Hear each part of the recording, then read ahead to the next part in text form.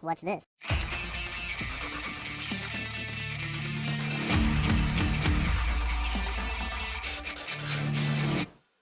Hello, welcome to the Phreak Show. Bumpy McSquigums here. I want to thank you all for joining me as I start up my early access coverage of The Great Whale Road. It is by Sunburned Games and it released into Steam Early Access on July 28th. So yesterday, as I was traveling, it was available to all of you.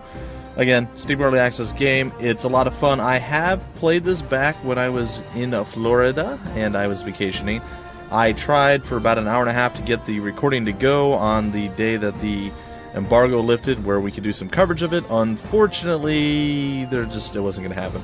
Anyway, long story short, it is a really fun game. It was super buggy 2 versions ago, so let's see what the version right now is, or maybe it was 1 version ago. But essentially, they gave us the access to the game about a week early, and then 2 days before it was going to be released to everyone onto Steam Early Access, they were going to patch it to the current version that was going to be released. And the version that I played, those first few days before the patched, updated version, it had a lot of bugs and there was a lot of little issues. In fact, it even started, like when I tried doing the recording, it even started in that and it kind of locked up and all sorts of other various things. Either way, that's why it's in early access. To work through bugs, to test it on multiple systems, to get feedback from the player base, the community, and such. So, either way, I'm looking forward to it. The game was a lot of fun. I did enjoy it, and I'm going to enjoy it again with all of you. I don't know how long we're going to get into it before we either break the game breaks itself, we die and fail, or we're epically amazing and we crush the universe. I'm not sure. I think the game was supposed to be slated for 3 years as far as you could go into the early access version. That being said, let's hop in and get started. Alright, in the beginning, there was the Danes. Also, there's others coming, but not just yet. So you're stuck with the Danes, or if you guys particularly like Danes, you're happily the Danes. So there you go.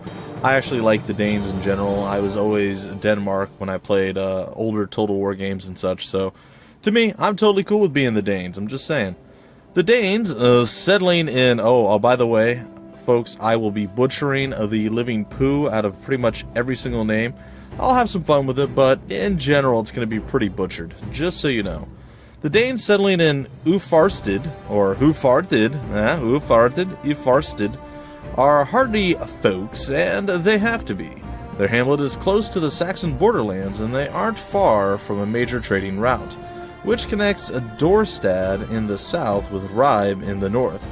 All this makes it a prime target for opportunistic or cross-border raids. And so we begin. So this is a story-driven... Well, we'll read about it here in a minute. But this is a story-driven RPG that also has tactical turn-based combat and a lot of choices. And what you do with each choice does matter. It changes the course of things and it affects how the outcome is. So, like I said, I had a lot of fun with it. I think it's a pretty cool game. Well, we'll see how it all plays out. That being said, the leaves have started to change their color, but the ship has not returned. The Jarl had left early in the season with his Huskarls and most of the experienced warriors.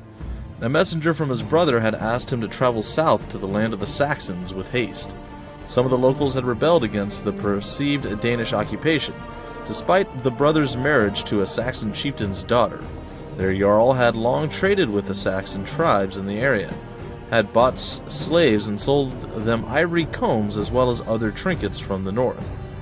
He was well respected and had guest rights in many a hall, which was the reason why his brother had asked for him to come in person. You did not receive news for a long time until the same messenger returned.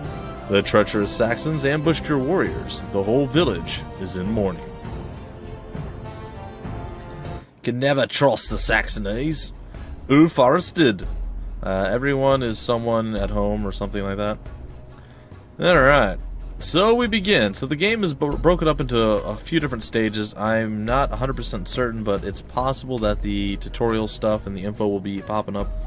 I'll give you guys a real quick, brief rundown of how it works.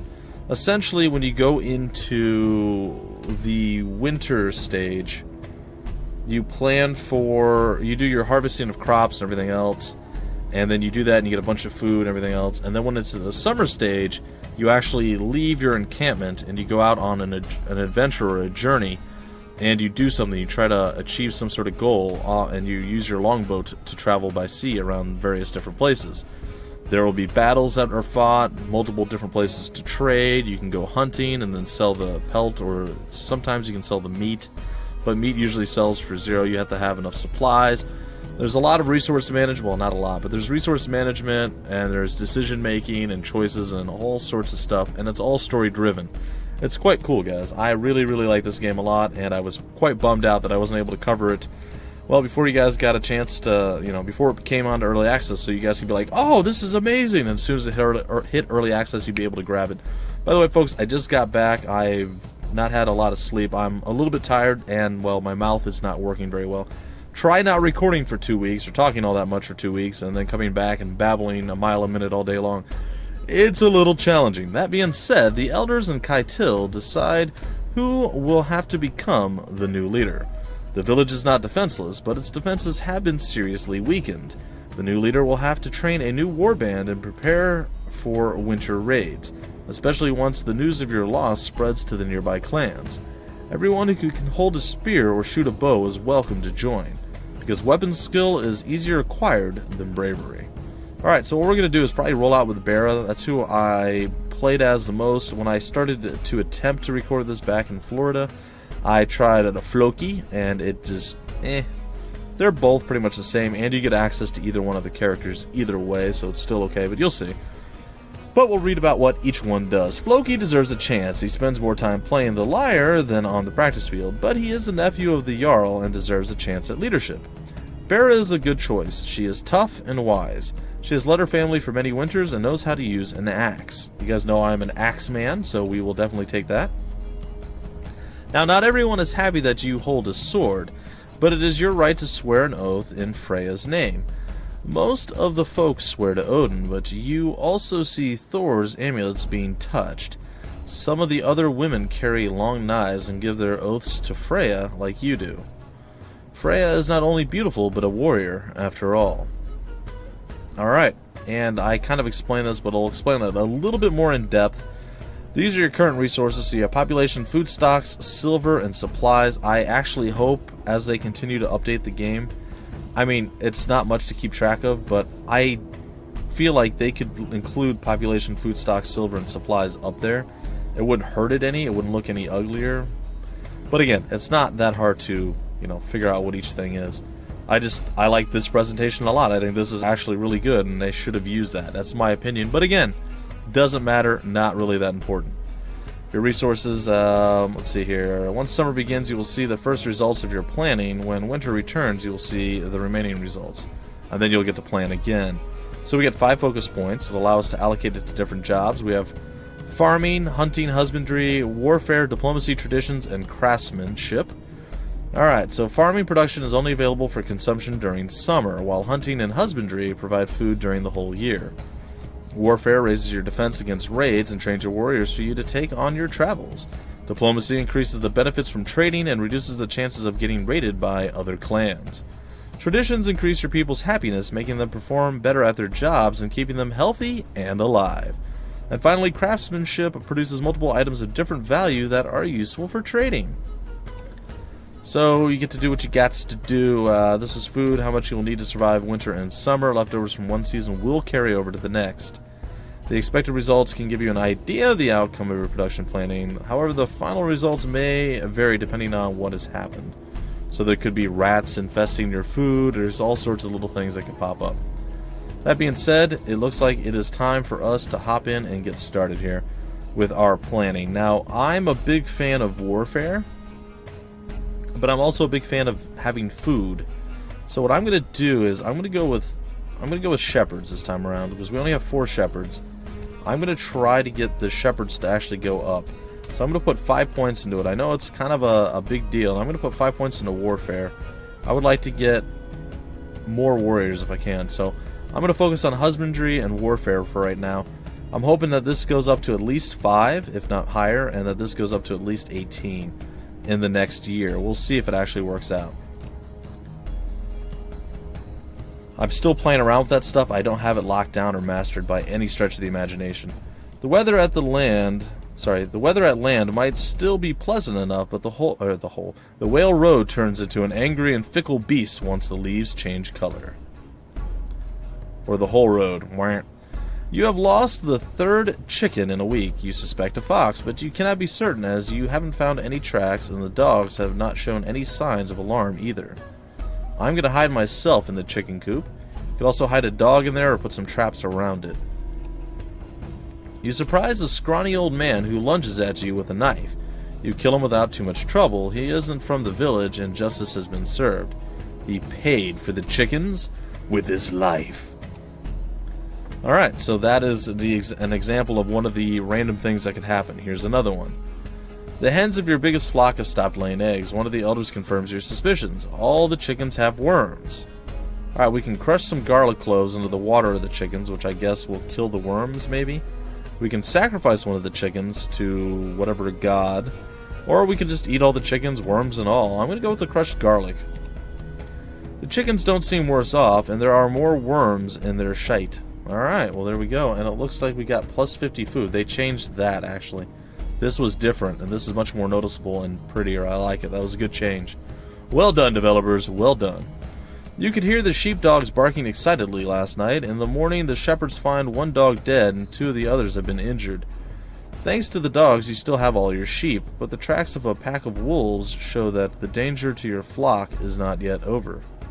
You decide to follow the tracks immediately. You send the dogs and prepare for the hunt. For the dogs. Yeah, we're going to do that one. The dogs rush ahead of you into the forest, and after a while you hear barks and yelps. They have killed one of the wolves and cornered a second one. You kill it with a spear throw and take the pelts. Nice. We got some amazing dogs. I don't know, in my mind I'm picturing my little beagle going after a wolf, and I'm like, nope, that would never happen. I would not allow that to be okay. No. But in this case, it actually killed it, which was impressive. Hey, we actually got numbers this time. The last time I tried to get like multiples and multiple different things to raise the numbers with just by 1. This time it actually worked. The last couple times I tried it, it did not work. So we ended up getting an additional 4 warriors and an additional 3 shepherds. That should help us with our food stocks and have better trained warriors. Alright, your leader is Bera the Grumpy. It's like Bumpy. It's like Grumpy Bumpy. There was a chicken thief. We got food stocks from worms. We got plus 50. I don't know if that's plus or minus. Either way, it's fine. Alright, well, we'll go to next. We're down to 733 food. Alright, now here we're going to learn a little bit about our settlement and some other things we can do during the summer before we prepare for our journeys. Back to Ulfarsted, or Hufarded. Ulfarsted is your home settlement. Here you can view your warband's stats, browse your storage, and purchase weapons at the blacksmith. To journey out, you can choose a quest from the journal or the map. Cool. Alright, so first thing I like to do is go to the warband, and apparently it's going to tell us a bunch about it. Here's essentially your quest. I'm going to try to condense this a little bit. Every hero has adventure stats, battle stats, and personality traits. Okay, simple enough. You'll be able to hire new heroes and convince them to join your cause. Health is obviously health. If it drops to 0, it can no longer be a part of the adventure. Endurance shows how tired he is, and morale is the happiness. Simple enough. You guys know what that's all about. And again, if you run out of health, you can no longer participate in the adventure. However, if you do not return to your home place in time, to the home settlement, you will actually incur permanent penalty, which is bad. Alright, and here's the battle stats. We'll just go over this real quick so you guys know. Weapons and armor will increase stats. There's a hero class, which defines what type of equipment they can use. Hit points, basic, right? Defense is protection against damage and has a chance of deflecting damage. Range is how far the hero can actually hit. The attack is the amount of hits it can perform. I'm not really sure what that means. Attack is the amount of hit. Oh, okay, never mind. I do know what that means. I'll show you when we get into a combat, guys. Accuracy is how precise he is, and movement is the total distance he can move. I mean, simple and easy, right?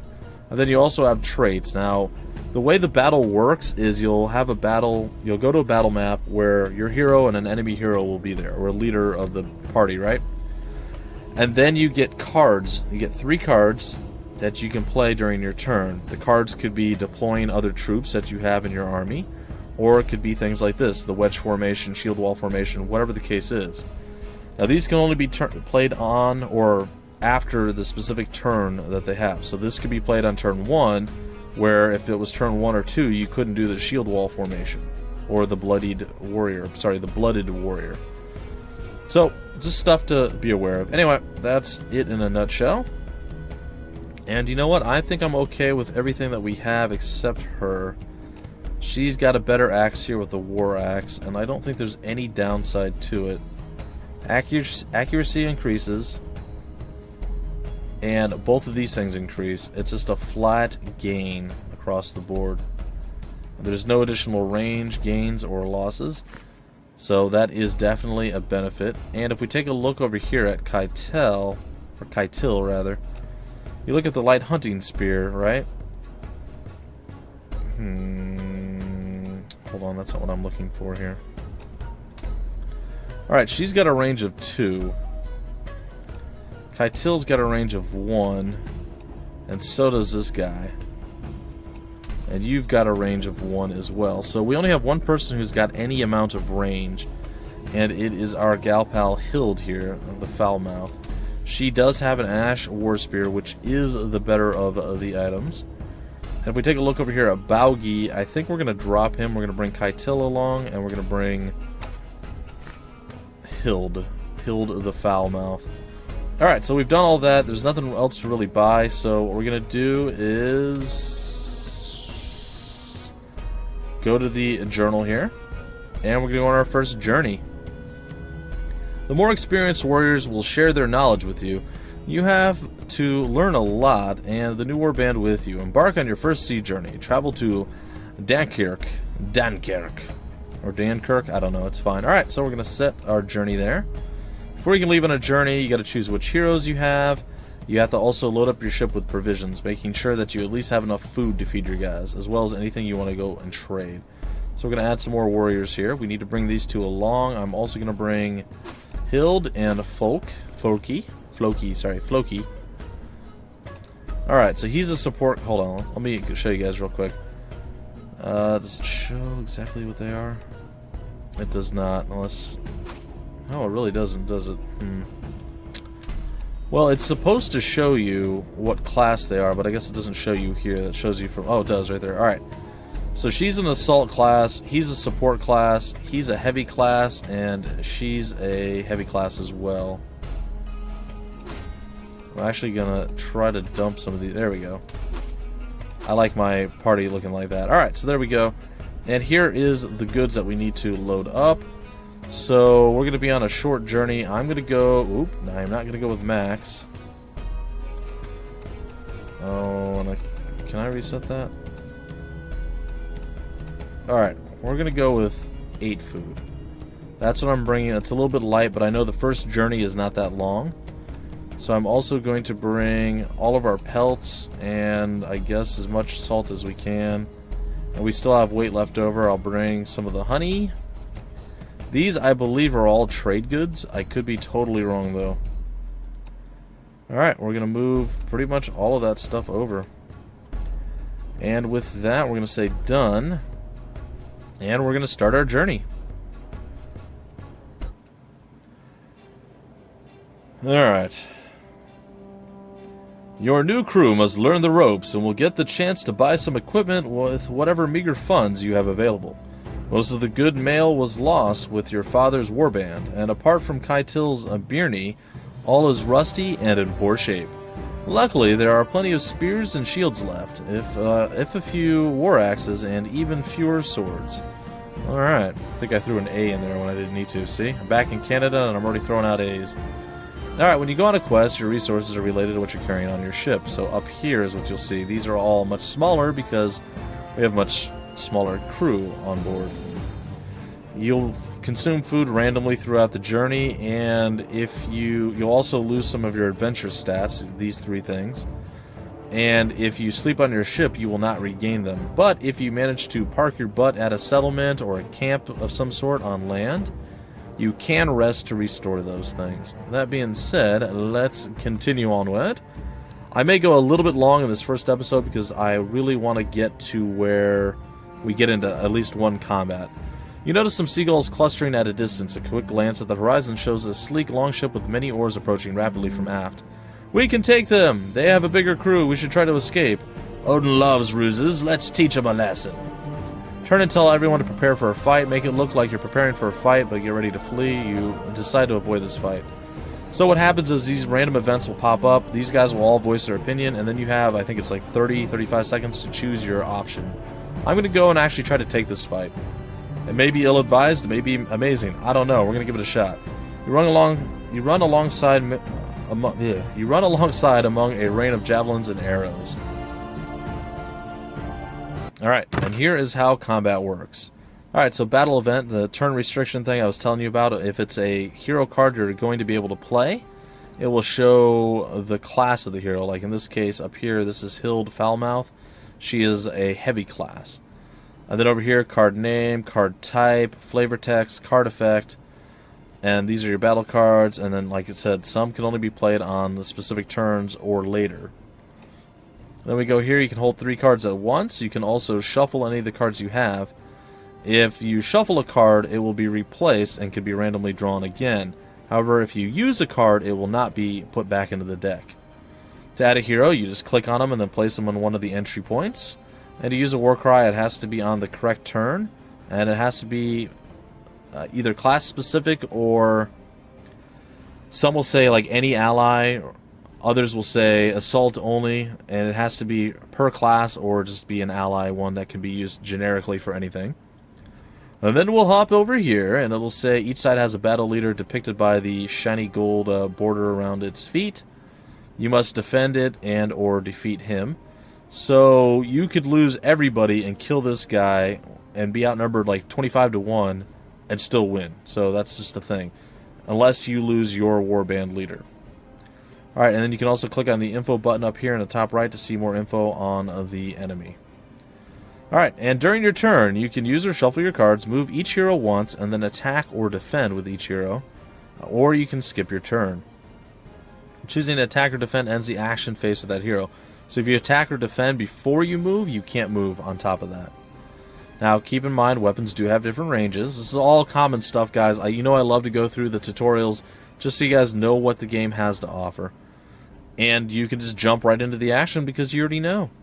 Now, some weapons will have multiple different attacks, and some will be better equipped for hitting people. I don't know if it's based off of armor type or what, but sometimes you'll have like slash, and one will be 78%, the other will be 75%. Obviously, you want to go with the higher percent chance to hit.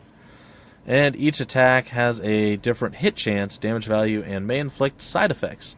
So sometimes it may be better to go with the lower end one. I still don't know enough about the game to tell you guys which is right. And then when you're done, hit the end turn button down here. Be careful not to accidentally press it ahead of time. Alright, so those are our 3 cards. I am going to shuffle that one out, and I'm going to shuffle this one out.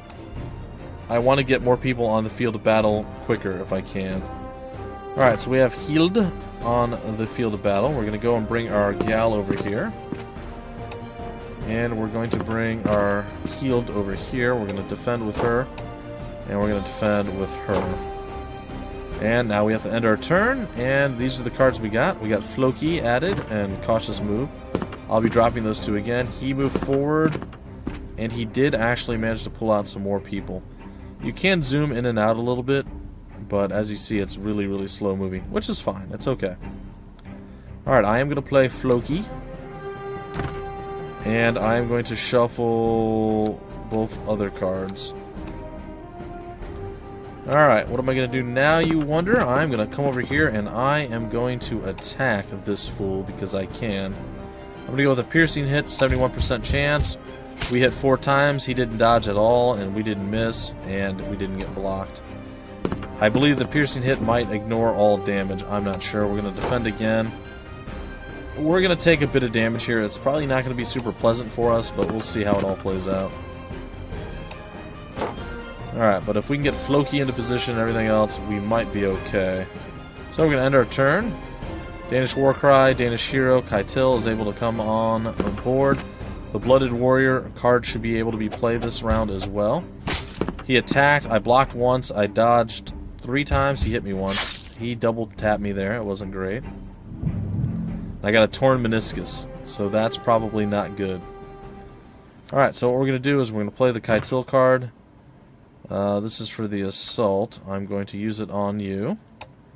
And unfortunately, I cannot move. So what we're going to do here, 127% chance to hit. We're going to go with a slash attack. He managed to block everything. It's pretty insane, but we got through all of his defense there, or most of it. So the next couple attacks should go through, theoretically. I'm going to try coming up here, and we're going to try attacking. And if we manage to get through this... Okay, another 4 hits there.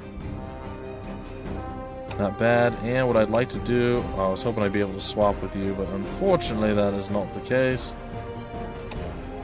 Alright, we're going to come over here with our support guy. I do have a hard time clicking sometimes with this. Alright, we have piercing, and we're going to go with piercing again. And we hit him 5 times, and he is on the brink of death. We're just hoping that she can survive. And we're going to get Keitil up a little bit higher. So if she survives this next turn, we're going to be able to win it. Now he may just go defensive, you know, turtle it up and see. Alright, so that's what we got next. Let's see. We'll be able to pull you out. He's going to move forward, and he may defend. Nope, he attacked. He got 2 shots on me. They swapped positions, and 2 more, and we're still standing, but we are definitely feeling the hate. It is painful. It is unsatisfying. We are not enjoying it, but we're still alive. And that is the most important part. We're going to come over here with Healed. And what are we going to do this time? We're going to target our assault. Sorry, let's see your target assault +2 until the beginning of your next turn. It's only round 4. My bad, folks. Alright. I'm going to try to take him out completely. We'll go with Blunt. And we got through, and that should be it. No, he's still alive. Alright, now we're going to go here, and if we do not succeed, we are done. Alright, we got 2, we got through, and we are victorious. So, it's a rush to kill the leader. You can also do it, you can slow play it and kill off all the troops that come. I don't know if they have a limited number of troops on the other side. It didn't go super well for me when I tried that. And oftentimes they will bypass your troops and just attack one person and beat him down. Alright, so we slaughtered the enemy. We are victorious. And it's actually even right now the perfect time where we could just head back if we wanted to. But morale went up and we didn't really lose anything on that. So that was really good for us. We weren't able to find a proper place to rest. You'll be forced to sleep on the ship. Not a big deal. And if we want to take a look, well, we're coming up to Dankerk right now, and once we get there, we'll be able to do some trading, I believe it is, and that'll be that. And then we'll be done with the first episode. You guys can be all like, ooh, ah. It was a short trip to Dankerk, the seat of an underking, and a beach market. It is a small marketplace, but well maintained. The beach can be accessed freely, but any attacker would be a practice target for every warrior with a throwing spear or bow behind a ramp or palisade. The hall itself is on a low hill behind a separate wall. For many of you, this is the first time you have ever left the island in your life, and Keitil tells you not to wander off on your own. Alright, so whenever you come to a camp or a settlement, you'll be able to do various different things. Some places won't allow you to do all things, some places will, and we're about to find out all about that right now. So there's a trader, there's hunting, there's a hall, a tavern, a blacksmith. You can also repair your ship, and you can also see what you have on your ship. So you can assign heroes to repair your ship, buy and sell stuff at the blacksmith. That would be equipment at the blacksmith. You can trade goods and food and stuff at the trader. If you hunt, you will get food, and you will also get pelts and things of that nature that you can sell to the trader. Hunting requires you to stay overnight. You do use some of your energy or your stamina at that point. And when you get back, you get extra food and all the stuff that I just mentioned. The hall will allow you to rest so you can regain your stamina, your health, anything that you're missing. The tavern also does the same thing. And apparently it's also where you can learn about rumors and stories. I haven't figured out what that's all about just yet, but it is a thing. Alright, additionally, yeah, task will lower your stats, and staying overnight will allow you to get stuff back. I just said that. And then, of course, you can also set sail. Just as you reach the market area, you fall onto your face. And straight into a dung heap. Nice! You wipe the shite from your face. This is new. This has never happened before, guys. While ignoring the raucous laughter all around you. The warrior who tripped you kicks you viciously in the stomach, and you wonder what qualifies as a warm welcome here. You are embarrassed, but also relieved that when you hear Keitil's voice, he urges the warrior to continue. If he wants to be gelded. Okay. Is that how you welcome fellow Danish traders here nowadays?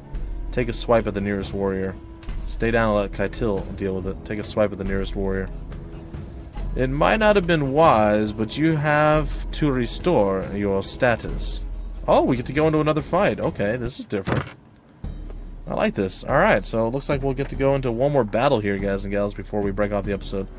Again, this first episode, the chances of this going long were pretty high to begin with, and, well, it did not disappoint. Alright, we are going to definitely shuffle both of these cards, because we won't be able to use them for a very long time. And we are going to scooch on forward. And then we will also defend ourselves.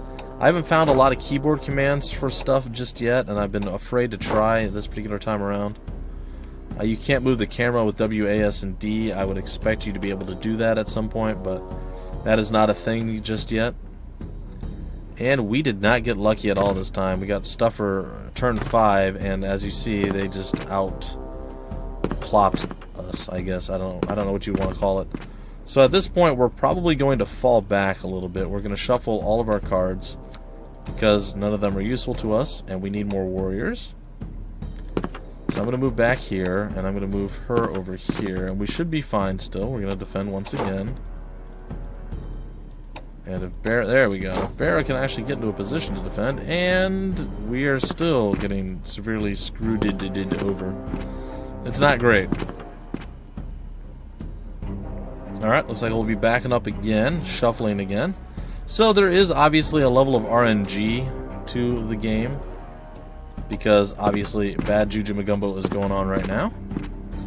We're not able to do much, and we are still just scraping the bottom of the barrel here. This is not great. And look, he's got 2 more warriors, and we're still rocking 2. He's got 5 people on the field, and we can't even do anything at this point. This is not great. But we'll see how it all plays out. It's possible that the warrior is weak as well. I haven't actually taken a peek yet. No, he does not look to be weak. Alright, well, since it is 3, I'm going to play that. I'm going to play this, and we're going to shuffle this. I'm going to play her over here because she is more defensive. And we're going to try piercing through this guy, and it looked like it worked. I'm not sure how much health he's got left. 3. We should be able to take him out of the fight, so that shouldn't be too bad. Alright. And with a... Hello? There we go. So, and with a little bit of luck... There we go. We'll go with the blunt. I think it just bashes through the armor. We pretty much annihilated his face. It wasn't great for him. I almost feel bad. I don't, but I almost do. Hey, we got 2 more heroes to play. Sweet. Alright, so that'll help us a little bit here. Shield wall formation. He moved up. He went for an attack. She managed to deflect it. Not that big of a deal. And let's see if the leader comes forward. Nope, he decided against it, which I am a fan of. I do not like getting owned by people. Alright, we're going to zoom in here again. And by zoom in, I mean like ridiculously slow. I don't know why it's so slow. It's fine though. Alright, anyway. Assault will gain 2 attack. Let's throw that out onto the field of battle. We'll move over here. Gonna go for a big nasty attack with blunt weapon and it worked. Pretty a sizable chunk of damage. She's got the range, so we'll move her into a ranged position.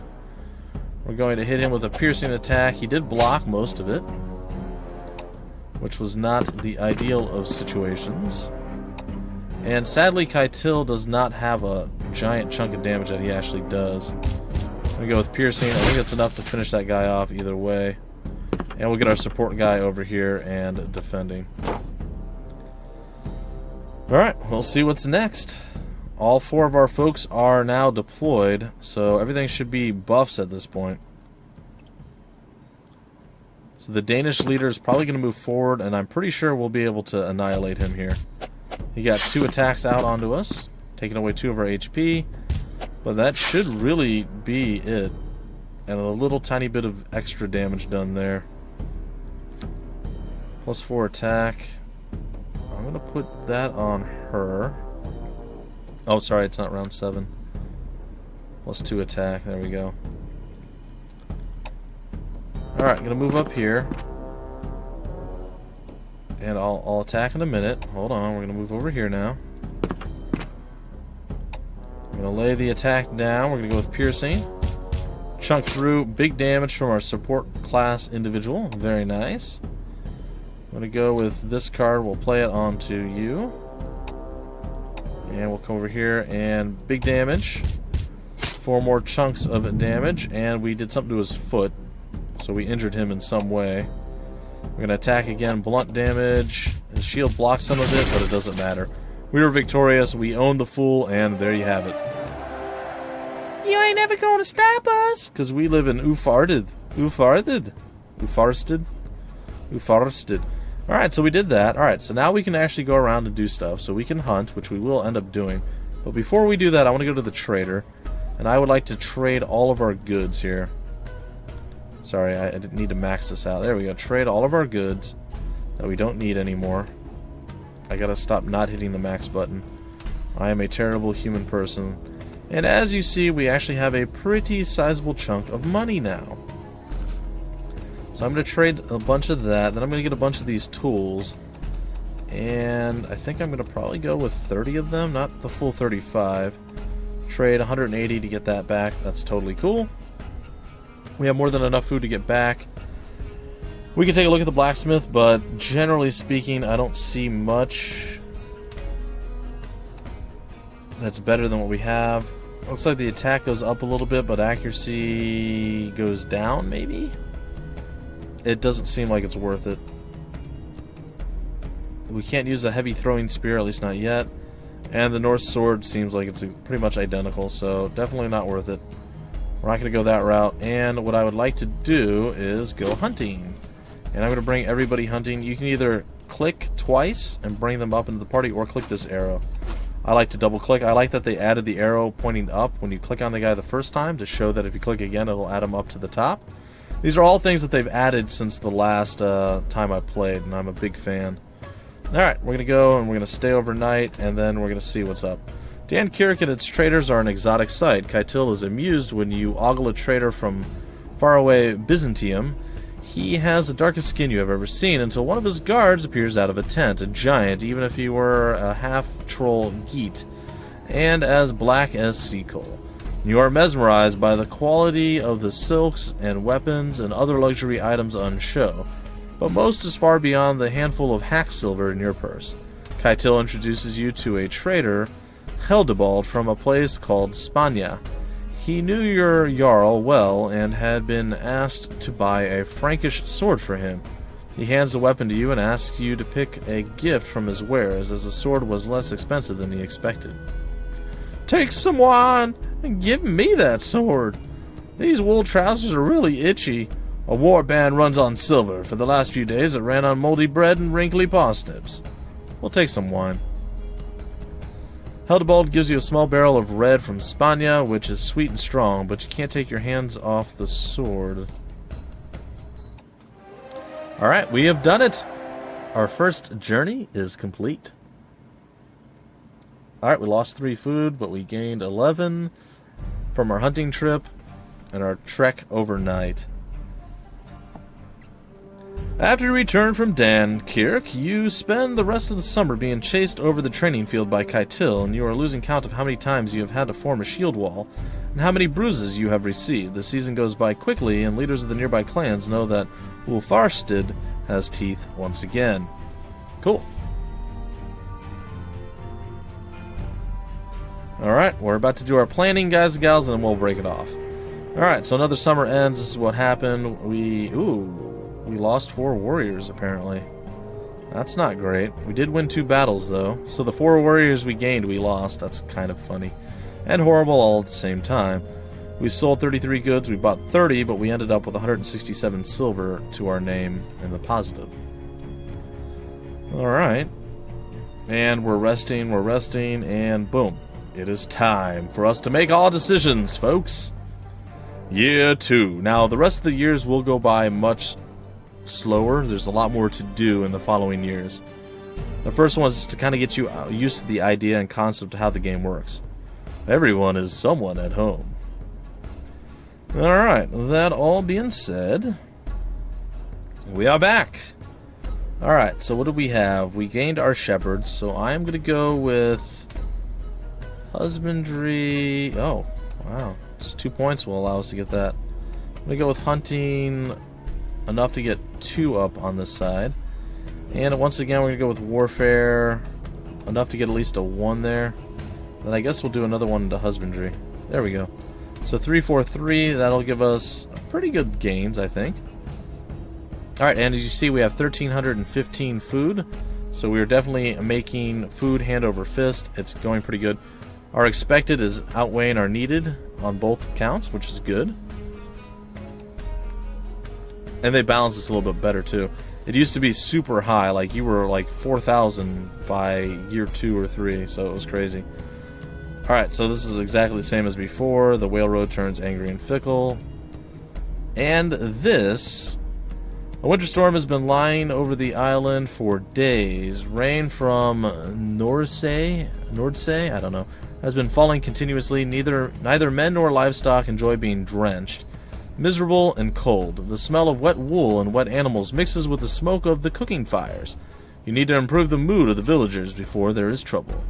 Let the men wrestle in the Leekfang style. Order the thralls to bring out the ale. Start the contest by reciting a heroic poem, but decide to add drinking as well. All contestants have to drink a horn with ale and then recite 2 lines of a poem. 48 lines later, the last drinker falls face first onto the table. Everyone agrees that it was a great feast. Indeed it was. Ice and snow have beleaguered the village for weeks now. Everyone is looking forward to Yule, especially the children. You need to decide where the meat for the feast will come from. If the winter really turns out to be as long and harsh as foretold by the seers, then you will struggle. We're going to slaughter the fattest pigs to make sausages and blood pudding. Select the oldest and weakest animals, only slaughter some of the old hens. No, we're going full on crazy. The villagers have a great Yule despite the freezing cold. There is plenty of meat and the smell of roasted pig fills the longhouse. Children run between the benches with blood pudding smeared across their faces and oat cakes in their hands. So we lost 50 food from that. I think it was still a worthy cause. There is a small war raging on the northern boundaries of the clan. 2 old farmers started a fight over a prized ram. Now a barn has been burned down and a thrall killed in the retaliation.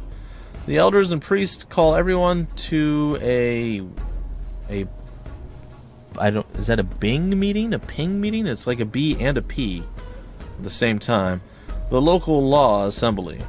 A vote for lesser outlawry, so both will be exiled for 2 years. Winter is hard enough without 2 old fools running around and burning barns. Try to convince enough people that the 2 should fight a ritual duel. The Holmganga. Winter has been boring so far, and a duel will become a good distraction. Yeah! It seems that you weren't the only one who was bored. The fight happens on a small island between the tidal flats. Rain and fog make it hard to see, but at least the Whale Road is still, and you and many others have decided to watch the duel from small boats. The signal is given and both men rush at each other. A bank of fog covers the island for a moment, and once you have a clear view again, both men lie dead on the ground. You row to the island and see that both have killed each other at the same time. Disappointed by the poor fight, you decide to claim the ram for yourself, as one of them was a distant uncle. That's pretty funny. That's a win-win right there. Alright, and spring has finally arrived. We got 8 pelts out of that whole ordeal. We got 2 more shepherds, and 1 more hunter, and another warrior. That is awesome. And I like it. I like it a lot.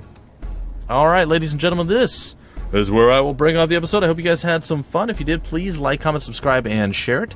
There will be more The Great Whale Road to come on the channel, so definitely stick around if you like what you saw and you want to see more.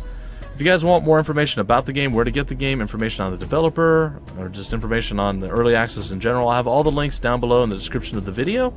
And until the very next episode, folks, my name's Bumpy McSquigums. Thank you so much for stopping by the Phreak Show, and I will see you later.